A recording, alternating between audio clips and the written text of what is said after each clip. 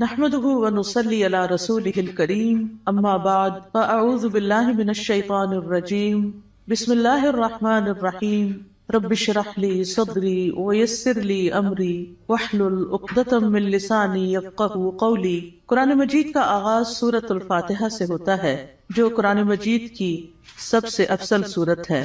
نبی صلی اللہ علیہ وسلم کسی سفر میں تھے تو ایک آدمی آپ کے پاس اترا۔ وہ کہتا ہے کہ نبی صلی اللہ علیہ وسلم نے اس کی طرف متوجہ ہو کر فرمایا، کیا میں تمہیں قرآن کے افضل حصے کے بارے میں نہ بتاؤں؟ پھر آپ صلی اللہ علیہ وسلم نے اس پر الحمدللہ رب العالمین کی تلاوت کی۔ سورۃ الفاتحہ ایک بے مثال سورت ہے۔ رسول اللہ صلی اللہ علیہ وسلم نے فرمایا، اللہ عز و جل نے ام القرآن فاتحہ جیسی سورت نہ تو تورات میں نازل فرمائی اور نہ ہی انجیل میں، اور یہی سبع مثانی ہے۔ اور اللہ تعالیٰ فرماتے ہیں کہ یہی سورت میرے اور میرے بندے کے درمیان تقسیم شدہ ہے، اور میرے بندے کو وہی ملے گا جو وہ مانگے گا۔ اعوذ باللہ من الشیطان الرجیم بسم اللہ الرحمن الرحیم۔ اللہ کے نام سے ابتدا جو بہت مہربان نہایت رحم فرمانے والا ہے۔ قرآن مجید کی جب ابتدا کی جاتی ہے، آغاز کیا جاتا ہے، تو سب سے پہلے تعوذ پڑھا جاتا ہے کہ میں اپنے آپ کو اللہ کی پناہ میں دیتی ہوں شیطان مردود سے بچنے کے لیے۔ شیطان مردود کبھی بھی نہیں چاہتا کہ انسان سیدھے راستے کی طرف چلے، اور قرآن کا راستہ ہی سیدھا راستہ ہے۔ نبی صلی اللہ علیہ وسلم کا دیا ہوا راستہ ہی دراصل سیدھا راستہ ہے، لیکن شیطان کبھی بھی یہ نہیں چاہتا کہ ہم اس قرآن سے ہدایت پائیں۔ اسی طرح جب ہم اعوذ باللہ پڑھتے ہیں تو اس کا ایک صیغہ اعوذ بکلمات اللہ بھی ہے، یعنی ایک تو ہے اعوذ باللہ اور ایک ہے اعوذ بکلمات اللہ، کہ میں اللہ تعالیٰ کے سارے کلمات کے ساتھ اللہ کی پناہ میں اپنے آپ کو دیتی ہوں۔ کیونکہ آپ دیکھیے کہ اللہ سبحانہ تعالیٰ کی جو مختلف مخلوقات ہیں ان میں سے یعنی شیاطین تو بری مخلوق ہیں، لیکن اس کے ساتھ ساتھ فرشتے جو ہیں وہ اچھی مخلوق ہیں۔ تو انسان کو ایک طرف جہاں شیطان بہکاتا ہے تو وہاں دوسری طرف فرشتہ اس کے دل میں اچھا خیال بھی ڈالتا ہے، اور فرشتے جو ہیں وہ ہمارا دفاع بھی کرتے ہیں۔ تو اس لیے اللہ سبحانہ تعالیٰ کی مدد کے ساتھ قرآن کا آغاز کرنا چاہیے۔ بسم اللہ الرحمن الرحیم سے اللہ کا نام لے کر جو کہ بہت مہربان نہایت رحم فرمانے والا ہے۔ الحمدللہ رب العالمین الرحمن الرحیم مالک یوم الدین ایاک نعبد و ایاک نستعین۔ سب تعریف اللہ تعالیٰ کے لیے ہے جو تمام جہانوں کا رب ہے، نہایت مہربان ہے، بار بار رحم فرمانے والا ہے، بدلے کے دن کا مالک ہے۔ ہم صرف تیری ہی عبادت کرتے ہیں اور صرف تجھ ہی سے مدد چاہتے ہیں۔ سورۃ الفاتحہ کی اہمیت کی ایک وجہ یہ بھی ہے کہ یہ سب سے زیادہ نفع مند دعا پر مشتمل ہے۔ ابن تیمیہ کہتے ہیں کہ جب میں نے غور کیا کہ سب سے نفع مند دعا کون سی ہے تو بس وہ اللہ کی رضا کے کاموں پر مدد مانگنے کی دعا ہے کہ اللہ اپنی پسند کے کاموں پر ہماری مدد فرما۔ پھر میں نے سورۃ فاتحہ کی اس آیت ایاک نعبد و ایاک نستعین میں اس دعا کو پا لیا، اور اس میں دراصل انسان اللہ کی عبادت کی بات کرتا ہے کہ اللہ میں تیرا بندہ ہوں، تیری عبادت کرتا ہوں، تیری عبادت کرنا چاہ رہا ہوں۔ اور جیسا کہ آئندہ رمضان آ رہا ہے تو اس میں ہم عام دنوں سے زیادہ انشاءاللہ اللہ تعالیٰ کی عبادت کریں گے۔ تو یہ عبادت جو ہے یہ اللہ سبحانہ تعالیٰ کی محبت کا نام ہے، یعنی عبادت کے 3 ارکان ہوتے ہیں جن میں سب سے پہلا رکن جو ہے کمال درجے کی محبت ہونا۔ والذین آمنوا اشد حبا للہ، وہ لوگ جو ایمان لائے اللہ کی محبت میں سب سے زیادہ شدید ہوتے ہیں۔ دوسری بات یہ ہے کہ کامل درجے کی امید ہونا، وَيَرْجُونَ رَحْمَتَهُ، کہ وہ اس کی رحمت کی امید رکھتے ہیں۔ اور تیسرے اللہ تعالیٰ کا کامل خوف ہونا، یعنی یہ 3 چیزیں انسان کے اندر ہوں تو انسان عبادت گزار ہوتا ہے۔ اللہ کی محبت، اللہ کا خوف اور اللہ سے امید بھی۔ اور اللہ تعالیٰ کے علاوہ کسی اور کی عبادت کرنا جائز نہیں، اور عبادت اللہ کا حق ہے۔ اور ایاک نستعین کا مطلب ہے کہ ہم تجھ سے مدد چاہتے ہیں۔ تو جب نبی صلی اللہ علیہ وسلم نے فرمایا کہ جب تم مانگو تو اللہ سے مانگو، اور جب تم مدد چاہو تو اللہ سے مدد چاہو، کیونکہ دراصل اللہ ہی ہر چیز پر قادر ہے اور وہی انسان کو مدد دے سکتا ہے۔ جہاں تک اللہ عز و جل کی مخلوق کے علاوہ صرف اللہ سے مدد طلب کرنا ہے تو یہ اس لیے کیونکہ بندہ اکیلا اپنے فائدوں کے حصول اور اپنے نقصانوں کو ہٹانے سے عاجز ہے. یعنی اگر میں چاہوں کہ میں اکیلی ہی اپنے فائدے حاصل کر لوں یا جو بھی کوئی نقصان دہ چیز ہے یا تکلیف دہ چیز ہے اس سے چھٹکارا پا لوں تو یہ میرے بس کی بات نہیں ہے. کیونکہ انسان کی دین کی مصلحتیں ہوں یا دنیا کی فائدے کی چیزیں ہوں، اللہ کے سوا اس کی مدد کوئی بھی نہیں کر سکتا، اور جس کی مدد اللہ کرے اسی کو مدد حاصل ہوتی ہے، اور جس کو اللہ چھوڑ دے اس کی پھر کوئی مدد کرنے والا نہیں ہوتا، وہ بے یار و مددگار ہو جاتا ہے. اسی لیے ہم کہتے ہیں لا حول ولا قوت الا باللہ، کہ کوئی توفیق نہیں مل سکتی، کوئی قوت نہیں ہوتی مگر اللہ کے ساتھ. یعنی ہمارا حال بدل نہیں سکتا، یعنی حال سے بھی ہے، یعنی لا حول، حال کی کوئی تبدیلی نہیں ہو سکتی، ایک حال سے دوسرے حال میں ہم نہیں جا سکتے، اور ہمارے اندر کوئی قوت بھی نہیں ہے مگر یہ کہ اللہ ہی کی دی ہوئی قوت اور اللہ ہی کی دی ہوئی طاقت سے انسان کے حالات تبدیل ہو سکتے ہیں. یعنی ہماری زندگیوں میں کئی مسائل ہوتے ہیں، کبھی بچوں کے مسائل، کبھی رشتہ داروں کے مسائل، کبھی اور مالی مسائل، یعنی کئی طرح کی چیزیں انسان کو پریشان کرتی رہتی ہیں. لیکن انسان کی اس ساری حالت کو کوشش کے باوجود بھی بعض اوقات خود سے انسان یا دوسرے لوگ، ہمارے ماں باپ، ہمارے شوہر، ہمارے بچے مل کے اس کو تبدیل نہیں کر سکتے. آپ نے دیکھا ہوگا جب انسان پریشان ہوتا ہے تو کبھی کسی کے پاس جاتا ہے، کبھی کسی سے دکھ بیان کرتا ہے، کبھی کسی سے مشورہ کرتا ہے، لیکن ساری باتیں کر کے چھوڑ دیتے ہیں، ہوتا ہوا تھا کچھ نہیں. ایسے میں انسان کو ٹھیک ہے مشورہ کر لینا چاہیے، مدد لینی چاہیے، لیکن اللہ سبحانہ وتعالیٰ سے ہی اصل میں مدد لینی چاہیے اور خوب خوب دعائیں کرنی چاہیے. اور اگر یہ کلمہ بھی بار بار انسان پڑھتا رہے نا، ایاک نعبد و ایاک نستعین، کہ صرف تیری ہم عبادت کرتے ہیں اور تجھ سے ہم مدد چاہتے ہیں، تو انشاءاللہ اللہ کی مدد آئے گی. بندہ کس کس کام میں اللہ کی مدد کا محتاج ہے؟ اپنے روزمرہ کے مسائل کے حل کے لیے تو محتاج ہے ہی، اپنی خوراک کے لیے ہے، اپنے لباس کے لیے ہے، اپنی رہائش کے لیے، اپنی سب چیزوں کے لیے تو ہے ہی. لیکن خاص طور پر اللہ کی عبادت کے لیے ہم سب سے زیادہ اس کے محتاج ہیں کہ ہم اس سے مدد مانگے. تو انسان اللہ تعالیٰ کے احکام بجا کے نہیں لا سکتا جب تک انسان کو اللہ کی مدد حاصل نہ ہو. برائی چھوڑنا چاہتے ہیں، اپنی کوئی بری عادت چھوڑنا چاہتے ہیں تو ہم اس کو چھوڑ نہیں سکتے جب تک اللہ کی مدد ہمیں حاصل نہ ہو. اسی طرح دنیا میں ہماری جو تقدیر ہے، اس تقدیر میں جو غم لکھے ہیں ان غموں سے چھٹکارا نہیں پا سکتے جب تک کہ اللہ کی مدد حاصل نہ ہو. تو اس لیے بہت ضروری ہے کہ ہم دنیا کے معاملات میں بھی اللہ کی مدد لیں، اور پھر موت کے وقت، یعنی موت کے وقت کی جو سختیاں ہیں اور قیامت اور برزخ یعنی قبر کے عذاب اور قبر سے متعلق جو مشکلات ہیں اور قیامت کے دن کی جو ہولناکیاں ہیں، ان سب میں بھی ہمیں اللہ سے مدد لینی چاہیے. ان سب کاموں میں اللہ عز و جل کے سوا کوئی بھی مدد کرنے کی طاقت نہیں رکھتا. تو جو شخص اللہ کی مدد طلب کرنے کا حق ادا کرتا ہے تو اللہ تعالیٰ ان کاموں میں اس کی مدد بھی کرتا ہے. اہدنا الصراط المستقیم، تو ہمیں سیدھا راستہ دکھا، کیونکہ ہدایت سب سے بڑی ضرورت ہے جو انسان مانگتا ہے اللہ تعالیٰ سے. یعنی مانگنے کی چیزیں تو بہت ہے، لیکن سب سے اہم ترین چیز جو ہے وہ ہدایت ہے، کہ اللہ تعالیٰ ہمیں ہدایت عطا فرمائے. کیونکہ ہدایت جس کو مل گئی تو وہ متقین میں سے ہو جائے گا، اور جس کے اندر تقوی آ گیا اس کو مزید ہدایت بھی ملے گی. اور جو متقین میں سے ہو جائے گا تو من یتق اللہ یجعل لہ مخرجا وَيَرْزُقْهُ مِنْ حَيْثُ لَا يَحْتَسِبُ، جو اللہ سے ڈرے گا وہ اس کے لیے نکلنے کا کوئی راستہ بنا دے گا اور اسے وہاں سے رزق دے گا جہاں سے وہ گمان بھی نہیں کرتا ہوگا، یعنی جہاں سے وہ سوچ بھی نہیں سکتا. تو اس لیے انسان کو ہدایت کی ضرورت ہے اور ہدایت اللہ سے مانگتے ہی رہنا چاہیے. آپ دیکھیے کہ حیرانی کی بات ہے کہ دن میں 5 نمازوں کی ہر رکعت میں ہم سورۃ فاتحہ پڑھتے ہیں. سورۃ فاتحہ کے اندر ہم اللہ سے ہدایت ہی مانگتے رہتے ہیں کہ اللہ تو ہمیں ہدایت دے دے، ہمیں ہدایت دے دے. یعنی انسان کو مل بھی جائے تو بھٹکنا بڑا آسان ہوتا ہے، دل کا ٹیڑھا ہونا بڑا آسان ہوتا ہے. تو اس لیے بہت ضروری ہے کہ ہم سب دل لگا کے یہ دعا کرتے رہیں. نبی صلی اللہ علیہ وسلم ایک اور دعا بھی کرتے تھے، اللہم انی اسألک الہدی والتقی والعفاف والغنی، کہ اے اللہ میں تجھ سے ہدایت، تقوی اور پاک دامنی اور دل کا غنا مانگتا ہوں. اسی طرح ایک اور دعا ہے، اللہم اہدنی وسددنی، اے اللہ تو مجھے ہدایت عطا فرما اور سیدھا رکھ، یعنی درست رکھ کہ ادھر ادھر نہ ہو جاؤ۔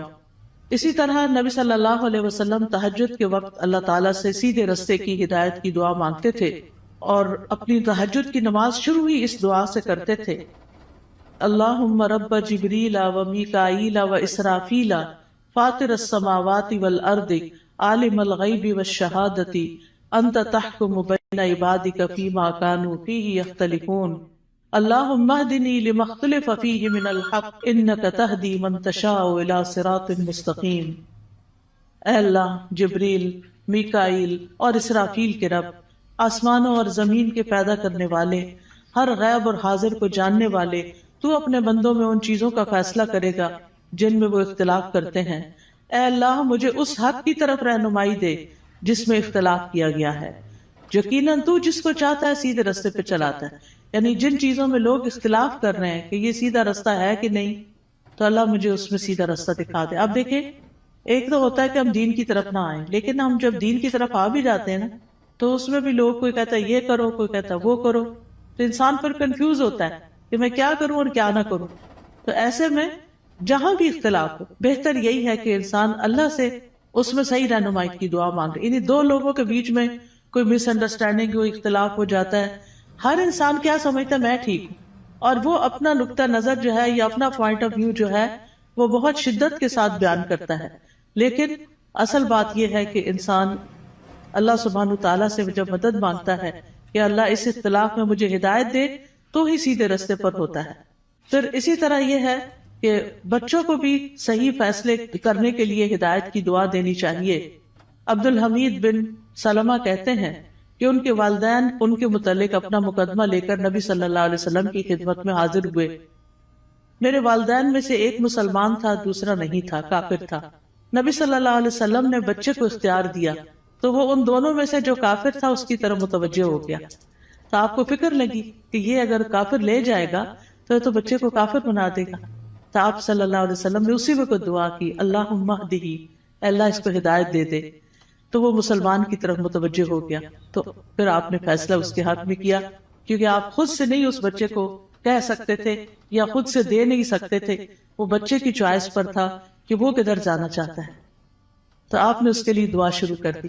اس سے پتہ چلتا ہے کہ زندگی کے چھوٹے چھوٹے معاملات میں آپ لوگوں کی فکر کتنی کرتے تھے، ان کے لیے دعائیں کیسی کرتے تھے، اور سب سے زیادہ تو ان کی ہدایت اور ان کی آخرت کی فکر۔ پھر اسی طرح یہ ہے صراط الذین انعمت علیہم، راستہ ان لوگوں کا جن پر تو نے انعام کیا۔ یعنی ہم سیدھا راستہ تو مانگتے ہیں، لیکن ہمیں یہ نہیں پتا کہ وہ کیسے پتا چلے گا، کون سا ہمارے لیے نمونہ ہے، کن لوگوں کو ہم فالو کریں۔ کیونکہ پڑھی ہوئی چیزیں، سنی ہوئی چیزیں انسان جب کرنے لگتا ہے تو طریقہ فرق ہو جاتا ہے، لیکن جب کسی کو کرتے ہوئے دیکھتا تو آسانی ہو جاتی۔ اس کی مثال ایسے ہی ہے کہ جیسے آپ اگر کسی سے ریسیپی پوچھتے ہیں کہ میں یہ فلاں چیز کیسے بناؤں، تو آپ نے دیکھا ہوگا جیسے آلو گوشت ہے مثال کے طور، تو ہر گھر کے بنانے کا طریقہ فرق، اور ہر ایک ٹائم بھی فرق لیتا ہے۔ کوئی جلدی سے بنا کے رکھ دیتا ہے، کوئی آہستہ آہستہ بناتا ہے، کوئی ایک طریقے سے، کوئی دوسرے طریقے سے۔ تو اب اگر آپ صرف ریسیپی پوچھیں گے تو ہو سکتا ہے کوئی چیز مس ہی کر دے اس میں سے۔ تو جب آپ کسی کو بناتے ہوئے دیکھیں گے، صرف ایک دفعہ دیکھنے کی ضرورت ہے، تو آپ کو بہت آسان ہو جائے گا وہ کام کرنا۔ کوئی بھی چیز ہو جب آپ کسی کو کرتے ہوئے دیکھتے ہیں تو وہ آسان ہو جاتی۔ زبانی ایکسپلین کر کر کے انسان کہیں نہ کہیں غلطی کر جاتا ہے، کچھ نہ کچھ مس کر جاتا ہے۔ اور آج اہدنا الصراط المستقیم پہ بات ہونی تھی، تو اللہ نے ہمیں وہ گما کے آئے ہیں تو پتہ چلے کہ اگر ایک ٹرن بھی زندگی میں الٹا لیتے ہیں، کہیں غلط فیصلہ کرتے ہیں، تو کہیں سے کہیں پہنچ جاتے ہیں، بالکل ہی یعنی قریب آنے کی بجائے اور دور نکل جاتے ہیں، صرف ایک ٹرن اگر غلط لے لیں آپ۔ تو اسی طرح زندگی میں ہم صحیح جا رہے ہوتے ہیں، کہیں کوئی بیچ میں آ کے ہمیں کوئی غلط بات بتا دیتا ہے، ہم اس کے پیچھے لگ جاتے ہیں، اصل رستے کو چھوڑ کے چل بھائی وہ کہیں سے کہیں پہنچ گئے، تو وہ اللہ سے تو دور کر دیتا ہے نا انسان کو۔ تو اس لیے ہمیں یہ کہا گیا ہے کہ ان لوگوں کا راستہ مانگو جو ہدایت پر تھے، اور وہ کون تھے؟ انبیاء تھے، صدیقین تھے، شہداء تھے، صالحین تھے، نیک لوگ تھے، صحابہ کرام تھے، تابعین تھے، تبع تابعین تھے، جن کو آپ صلی اللہ علیہ وسلم نے خیر القرون میں سے قرار دیا. تو کتنا ضروری ہے کہ ہم ان لوگوں کی زندگیوں کے بارے میں پڑھیں، وہ کیا کرتے تھے. ہم آج کے لوگوں کو رول ماڈل بنا لیتے ہیں، وہ بیچارے تو خود بعض اوقات نہیں سمجھتے کہ انہیں کیا کرنا چاہیے. تو اصل رول ماڈل جو ہیں ہمارے وہ صحابہ کرام ہیں، صحابیات ہیں، کہ انہوں نے نمازیں کیسے پڑھی، ان کے روزے تہجد کیسے تھے، ان کا صدقہ خیرات کیسا تھا، ان کے لوگوں سے معاملات کیسے تھے، ان کی خوشی اور ناراضگی کیسی تھی. تو اگر ہم ان چیزوں کے بارے میں پڑھتے رہیں گے، جانتے رہیں گے، تو آپ دیکھیں گے کہ بہت سی چیزیں درست ہو جائیں گی. یعنی اپنی غلطیاں بھی نظر آئیں گی اور جو اچھے کام ہیں وہ بھی، اور ان کی زندگی کے واقعات اور حالات بہت موٹیویشنل بھی ہوتے ہیں. یعنی اگر آپ صحابہ کی کہانیاں پڑھیں تو انسان روئے بغیر رہ نہیں سکتا. مجھے یاد ہے جب میں نے ہائی اسکول ختم ہی کیا تھا تو چھٹیاں تھی کافی ساری، تو اس میں نے بکس پڑھنی شروع کر دی، اور سب سے زیادہ مجھے جن بکس نے انسپائر کیا وہ اسی طرح کی لائف سٹوریز تھیں. یعنی جو بڑے لوگوں کی کہانیاں اور نیک لوگوں کی کہانیاں، اس میں ہم کہتے ہیں اچھا یہ لوگ اس طرح کر سکتے ہیں تو ہم نہیں کر سکتے، یہ بھی تو اسی دنیا میں رہتے ہیں. تو اس سے پھر انسان کو انسپریشن بہت ملتی ہے. تو یہاں بھی اللہ تعالیٰ نے جو سیدھا رستہ بتایا ہے وہ ان لوگوں کا رستہ اختیار کرنے کے لیے کہا ہے کہ جن پر اللہ نے انعام کیا، ان کا نہیں جن پر اللہ تعالیٰ غضبناک ہوا، اور نہ ان کا جو پٹکے ہوئے ہیں. پھر ہے سورۃ البقرہ. سورۃ البقرہ جو ہے وہ قرآن کی کوہان ہے. نبی صلی اللہ علیہ وسلم نے فرمایا ہر چیز کی ایک کوہان ہوتی ہے، یعنی اونچا حصہ ہم، اور قرآن کی کوہان سورۃ البقرہ ہے. اور جب شیطان سورۃ البقرہ کی تلاوت سنتا ہے تو وہ اس گھر سے نکل جاتا ہے جس میں سورۃ البقرہ کی تلاوت کی جا رہی ہو. اس کو پڑھنا باعث برکت ہے اور اس کو چھوڑنا باعث حسرت ہے. رسول اللہ صلی اللہ علیہ وسلم نے فرمایا سورۃ البقرہ پڑھا کرو، کیونکہ اس کا پڑھنا باعث برکت ہے، چھوڑنا باعث حسرت ہے، اور اس کے پڑھنے والے پر جادوگر قدرت نہیں پا سکتے. یعنی ایسے لوگ جادو سے محفوظ رہتے ہیں جو سورۃ البقرہ پڑھتے رہتے ہیں. اب اس کا طریقہ کیا ہے؟ کیونکہ لوگ پوچھتے ہیں کہ اچھا پھر کیسے پڑھیں. ایک تو یہ ہے کہ ایک ہی دن میں ساری پڑھیں، اور ایسے بہت سارے لوگ ہوتے ہیں جو روز سورۃ البقرہ پڑھیں. اور ایک یہ ہے کہ ایک ایک سپارہ کر کے آپ روز پڑھ لیں. ایک یہ ہے کہ ربع ربع ربع ربع کر کے آپ اس کو، یعنی کہ 8 اور 10 دن لگ جاتے ہیں تقریباً اس طرح، تو مہینے میں 3 دفعہ ہو جائے. ایک یہ ہے کہ روزانہ آپ ایک صفحہ پڑھ لیں، اور جب تک وہ صفحے سارے ختم نہیں ہوتے تو وہ اس طرح روزانہ آپ یعنی یا نماز میں یا دیکھ کے یعنی پڑھتے رہیں. یعنی سورۃ البقرہ کے ساتھ اپنا تعلق قائم رکھیں تو اس کا فائدہ یہ ہوگا کہ جادوگر اثر نہیں کر سکیں. کیونکہ جن لوگوں پہ کوئی جادو کی شکایت ہوتی ہے نا، جب وہ بےچارے ایک دفعہ اپنا توڑ کراتے ہیں، جب ان کو پتہ چلتا ہے توڑ ہو گیا تو دوبارہ کر دیتے ہیں، پھر دوبارہ کر دیتے ہیں. تو اس لیے پروٹیکشن بڑی ضروری ہوتی ہے، اور سورۃ البقرہ جو ہے اسی میں سے ہے. ابو ہریرہ رضی اللہ عنہ سے روایت ہے کہ رسول اللہ صلی اللہ علیہ وسلم نے فرمایا تم اپنے گھروں کو قبرستان نہ بناؤ، کیونکہ شیطان اس گھر سے بھاگ جاتا ہے جس گھر میں سورۃ البقرہ کی تلاوت کی جاتی ہے. پھر آیت نمبر 1 ہے سورۃ البقرہ کی، الف لام میم ذالک الکتاب لا ریب فیہ ھدی للمتقین. یہ کتاب ہے جس میں کوئی شک نہیں، ہدایت ہے متقی لوگوں کے لیے. قرآن جو ہے وہ شکوک و شبہات سے پاک کتاب ہے، یعنی ایسے علم پر مبنی ہے جو یقینی ہے، جو سب سے سچی بات ہے، اس کی ہر بات ہی سچی ہے.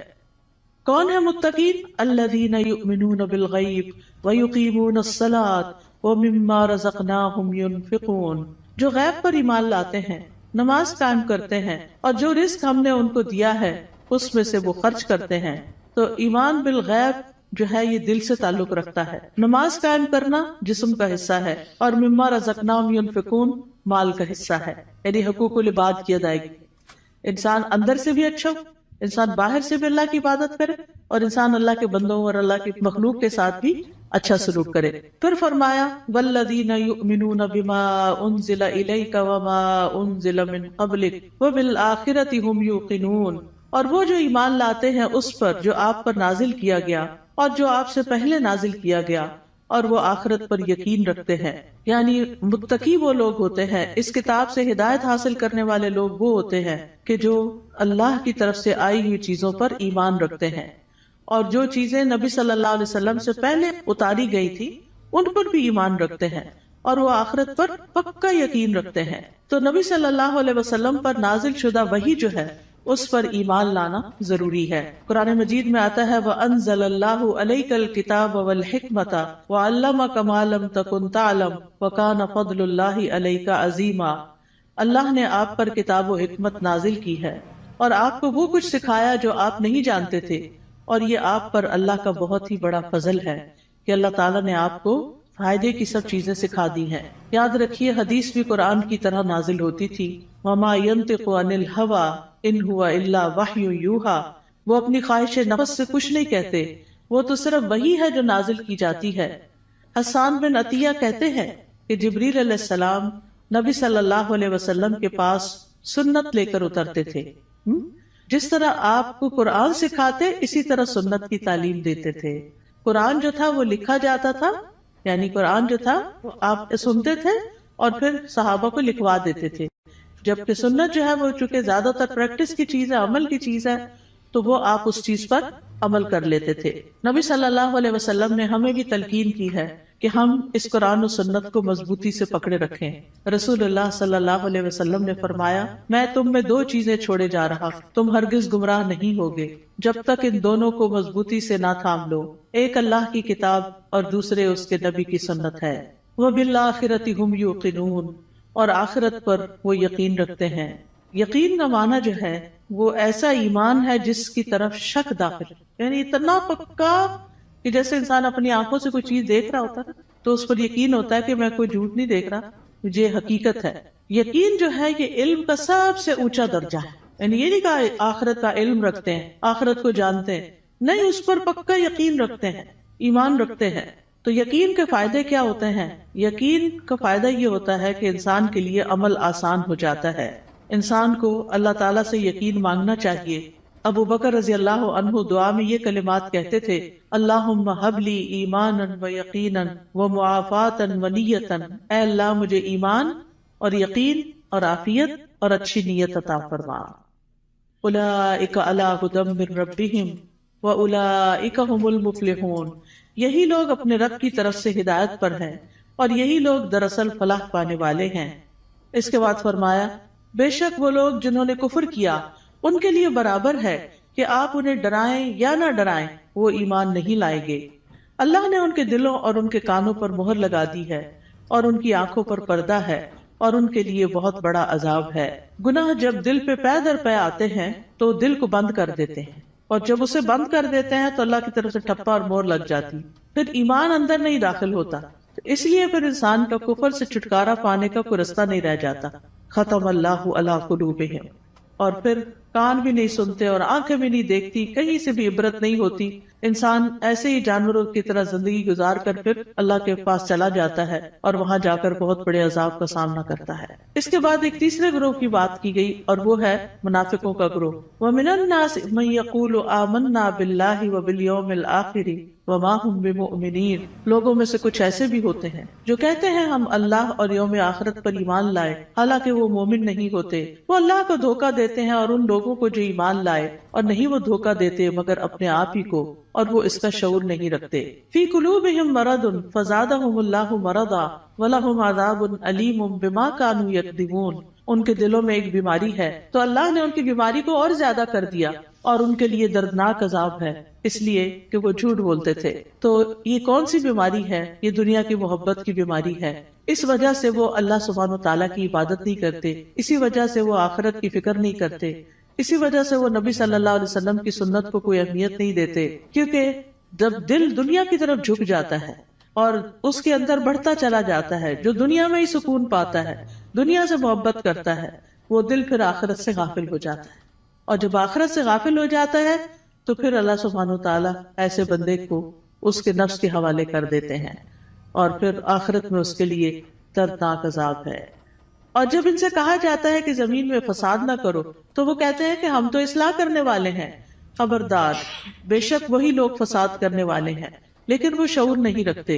اور جب ان سے کہا جاتا ہے ایمان لاؤ جس طرح لوگ ایمان لائے، تو کہتے ہیں کیا ہم ایمان لائیں جس طرح بے وقوف ایمان لائے ہیں؟ خبردار، یقیناً وہ خود ہی بے وقوف ہیں لیکن وہ جانتے نہیں ہیں. اور جب ان لوگوں سے ملتے ہیں جو ایمان لائے تو کہتے ہیں ہم ایمان لائے، اور جب اپنے شیطانوں کے پاس تنہا ہوتے ہیں تو کہتے ہیں یقیناً ہم تو تمہارے ساتھ ہیں، ہم تو صرف مذاق کرنے والے ہیں. یعنی ایسے لوگ ہر ایک سے بنا کے رکھنے کی فکر کرتے ہیں اور کسی کو اس لیے ناراض نہیں کرنا چاہتے کہ ان سے پھر کوئی دنیا کا نقصان نہ ہو جائے.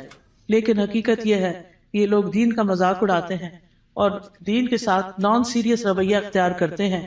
تو اس لیے اللہ یستہزئ بہم، جیسے یہ عمل کرتے ہیں ویسے ہی ان کی جزا ہے. اللہ بھی ان سے مذاق کرتا ہے اور انہیں ان کی سرکشی میں مہلت دیے جا رہا ہے تو وہ بھٹکتے پھرتے ہیں. یعنی اللہ سبحانہ وتعالی کا ان کے ساتھ استہزاء یہ ہے کہ وہ ان کے بدبختی کے اعمال اور خبیث حالات کو ان کے سامنے مزین کر دیتا ہے. یعنی انہیں اپنی برائیاں جو ہیں وہ اچھی لگنے لگتی ہیں، جیسے جھوٹ بولنا، دھوکہ دینا، کہنا یہ تو سمارٹنس ہے، دیکھو میں نے فلاں کو کیسے بیوقوف بنایا، اور پھر تنہائی میں بیٹھ کے اس پہ ہنستے ہیں. تو یہ چیزیں جو ہیں یہ انسان کے اپنے ہی لیے نقصان دہ ہوتی ہیں. اولئک الذین اشتروا الضلالۃ بالہدی فما ربحت تجارتہم وما کانوا مہتدین. یہی وہ لوگ ہیں جنہوں نے ہدایت کے بدلے گمراہی خرید لی، تو نہ ان کی تجارت ہی فائدہ مند ہوئی اور نہ ہی وہ ہدایت پانے والے تھے. ان کی مثال اس شخص کی طرح ہے جس نے آگ جلائی، تو جب آگ نے اس ماحول کو روشن کر دیا اللہ ان کا نور لے گیا اور انہیں اندھیروں میں چھوڑ دیا، وہ دیکھ نہیں پاتے. یعنی ان کے دل کا نور ختم ہو گیا ان کے اپنے اعمال کی وجہ سے.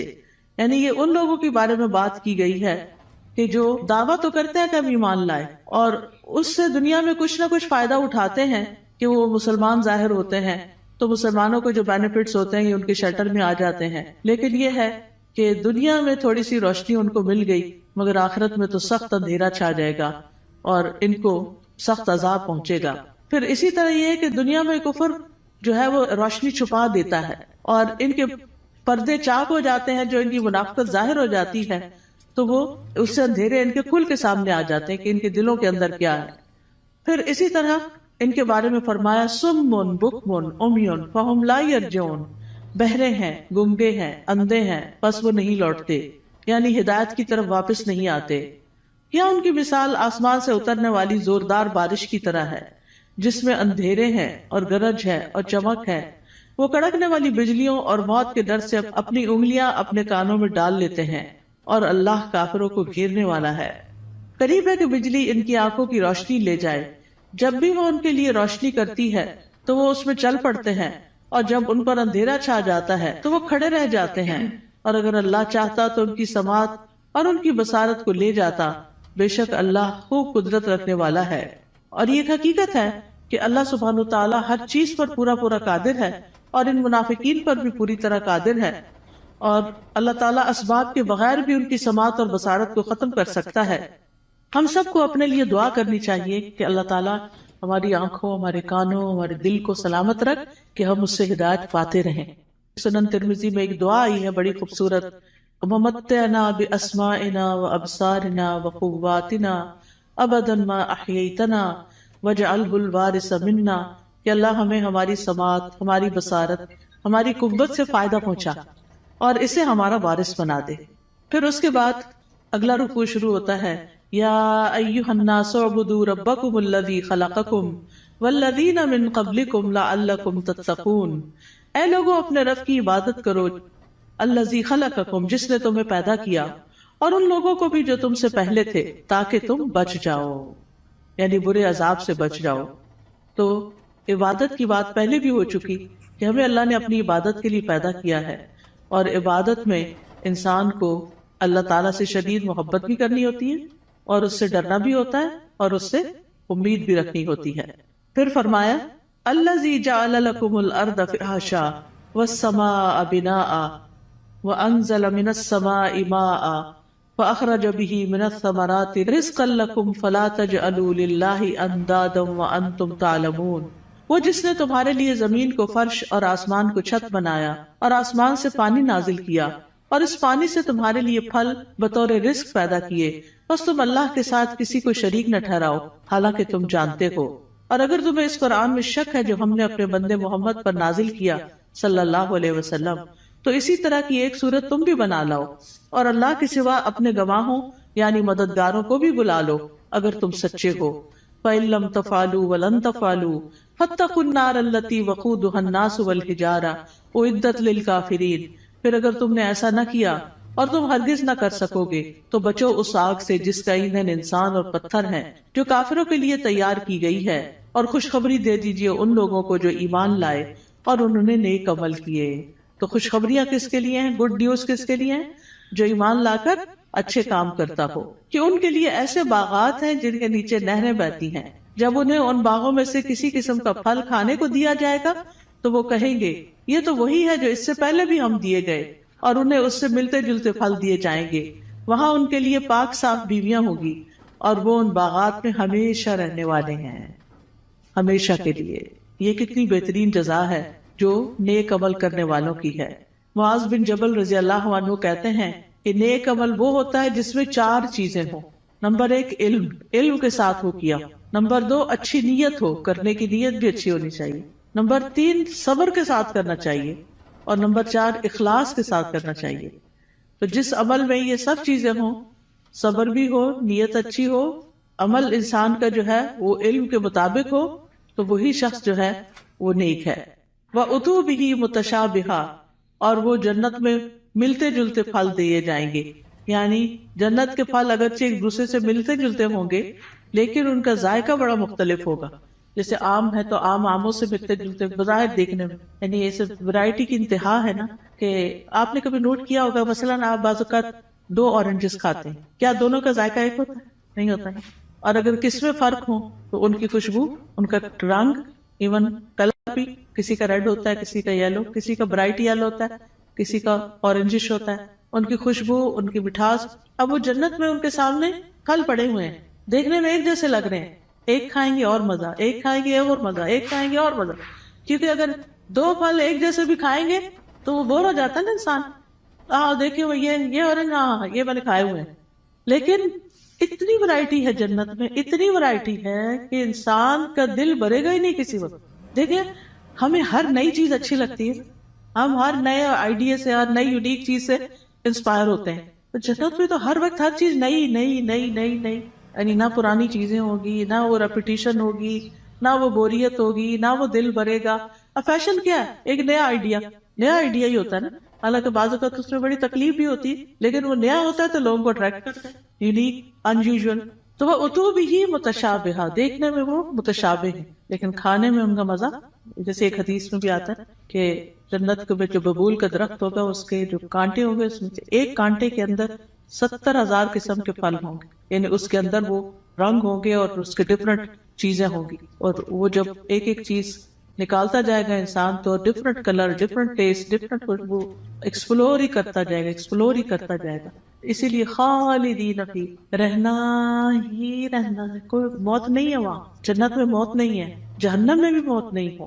اس لیے انسان کو جنت کا شوق لگ جانا چاہیے اور اس کے لیے کوشش کرنی چاہیے، اس کے لیے تڑپنا چاہیے، اور اس کے لیے ہر وہ کام کر لینا چاہیے جس سے بس ایک دم اندر چلے جائیں، چاہے وہ اچھی عبادت کر کے، چاہے وہ بندوں کی خدمت کر کے، یعنی جو کام پتہ چلے نا یہ جنت میں لے جانے والا، تو انسان کو اس کا حریص ہو جانا چاہیے۔ ٹھیک ہے ہم کمزور انسان ہیں، نہ ہمارے پاس اتنی ہمت ہے زیادہ، نہ مال ہے زیادہ، لیکن کچھ نہ کچھ تو کرتے چلے جائیں تاکہ ایک دن اللہ تعالیٰ کا دیدار بھی ہو، کیونکہ جنت عدن میں جو لوگ ہوں گے اللہ تعالیٰ کے دیدار میں انہیں کوئی رکاوٹ پیش نہیں آئے گی، اور اللہ تعالیٰ کے وہ بڑے پسندیدہ اور چوزن لوگ ہوں گے۔ لیکن اس کے لیے اللہ کے راستے میں جہاد کرنا، جد و جہد کرنا، نکلنا، اپنے کمفرٹ زون سے باہر نکلنا، اپنا مال خرچ کرنا، اپنی جان لگانا، یہ چیزیں ہیں جس سے انسان جنت کا سودا کرتا ہے۔ ان اللہ اشتری من المؤمنین انفسهم واموالهم بان لهم الجنہ، اللہ نے بے شک خرید لی مومنوں سے ان کی جانیں اور ان کے مال، کیونکہ ان کے لیے جنت ہے۔ تو جنت حاصل کرنے کے لیے انسان کو کچھ دینا پڑتا ہے، اور وہ یہی دنیا کا وقت ہے، تھوڑا سا، یہ چند سال ہے، پتہ نہیں کب تک زندہ ہے کب تک نہیں۔ تو اللہ تعالیٰ سے دعا ہے کہ وہ ہمیں نیک اعمال کرنے کی توفیق عطا فرمائے۔ پھر بے شک اللہ اس سے نہیں شرماتا کہ وہ مادہ مچھر یا اس سے اوپر کسی چیز کی مثال بیان کرے. پھر جو لوگ ایمان لائے ہیں وہ جانتے ہیں کہ وہ ان کے رب کی طرف سے سچ ہے، اور جن لوگوں نے انکار کیا وہ کہتے ہیں اس مثال سے اللہ کی کیا مراد ہے. اللہ اس سے اکثر لوگوں کو گمراہ کرتا ہے اور اسی سے بہت سے لوگوں کو ہدایت بخشتا ہے، اور اس مثال سے گمراہ کرتا بھی ہے تو صرف فاسقوں کو. یعنی اللہ تعالیٰ جن لوگوں کو گمراہ کرتا ہے وہ اس لیے نہیں کرتا کہ اللہ چاہتا ہے گمراہ ہو جائے، نہیں، اصل میں ان کے اندر ایسی کوئی علت ہوتی ہے کہ جو اس بات کا سبب بن جاتی ہے کہ اللہ تعالیٰ پھر اس بندے کو ہدایت کی بجائے الٹے رستے پہ چلا دیتا ہے. جیسے سورۃ الصف میں آتا ہے فَلَمَّا زَاغُوا أَزَاغَ اللَّهُ قُلُوبَهُمْ وَاللَّهُ لَا يَهْدِي الْقَوْمَ الْفَاسِقِينَ. پھر جب وہ ٹیڑھے ہو گئے تو اللہ نے ان کے دل ٹیڑھے کر دی. انسان سیدھا راستہ چھوڑ کے ٹیڑھے پہ جاتا ہے تو پھر اللہ تعالیٰ اس کو اسی کے حوالے کر دیتا ہے، اور اللہ نافرمان لوگوں کو ہدایت نہیں دیتا.